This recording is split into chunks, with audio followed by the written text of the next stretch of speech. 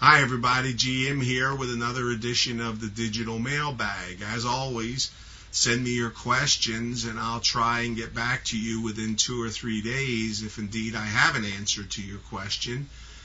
Some of the more common questions we like to post up here to help others who may be a little too shy to write me, but you shouldn't be, really. Anyway, got a letter from Tony who said, I was curious to see what your thoughts are on Spanish 21. I live in Pennsylvania, so the nearest casinos for me are Atlantic City, and I have come across numerous websites that claim that Spanish 21 is more favorable to the player than traditional blackjack in Atlantic City. Do you know if this is true? Do you have a strategy for Spanish 21?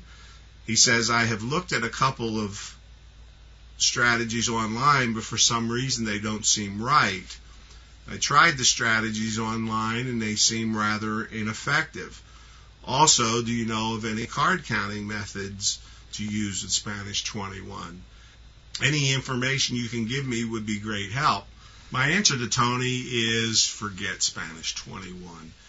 It has a complicated basic strategy that you need to learn over and above a regular basic strategy, and yet the game house advantage is roughly the same, 0.42% for Spanish 21 versus 0.41% for a regular 6-deck game at the Borgata. So why get involved in all the complication when there's a game that's very similar down there, and the counting method that we teach in our school is what's going to work for you? Don't confuse the issue. Forget Spanish 21. 2 questions I get quite often is, 1, how do I count the burn card that the dealer takes out of the shoe and I never see? And 2, can I join a game in progress and begin the count at that point? What I want to do here is answer both of those questions through a little bit of a demonstration. Here we have a freshly shuffled shoe of 6 decks, and the dealer is going to burn a card. And the dealer will take a card out of the shoe and place it into the discard rack. Now, you didn't see that card. Don't worry about what the value of that card is. Remember the rule. If you see it, you count it. If you don't see it, you don't count it. That will have no effect on your game. There are 312 cards in a 6-deck shoe, and this one card means absolutely nothing. In what you need to do mentally, if you want to worry about it, is you place it back here, because these cards are also not going to be seen when the shoe is dealt. So don't sweat that burn card. Another common question is, can I join a game in progress?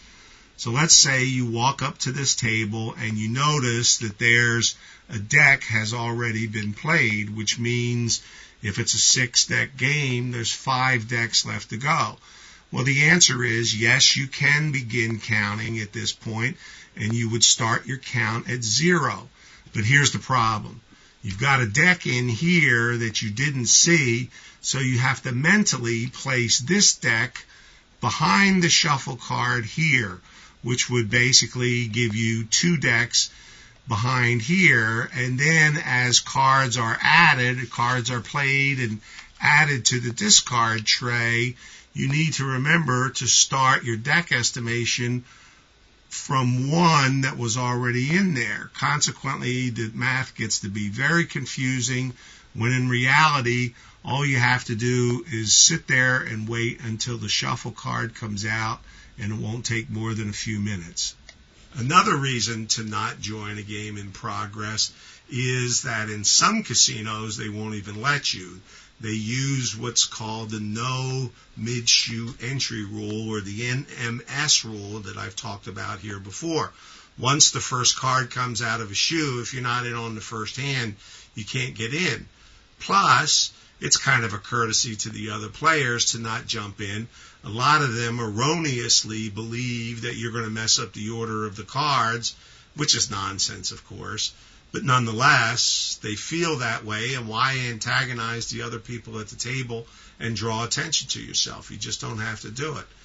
Just go ahead and wait till the shuffle, sit down, wait till the shuffle card comes out, and then start all over with a fresh shoe.